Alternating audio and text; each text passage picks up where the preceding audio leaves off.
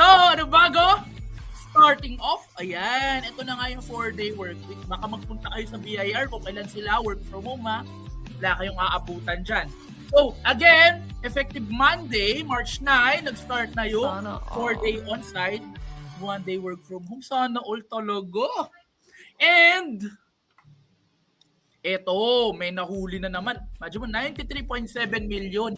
Illicit cigarette tax losses. Tingnan nyo yung mga peking doc stamp po. Ayan. So, nahuli ng BIR. So, ito yung nagli-leak ngayon sa Pampanga. And, may na-shutdown. Ito, nag-trending to. BIR shuts down a Cebu online seller for over 211 million undeclared sales. Imagine mo, paano nila nalaman na may 211 million undeclared sales? Ang kwento dyan, nag-conduct ng tax mapping.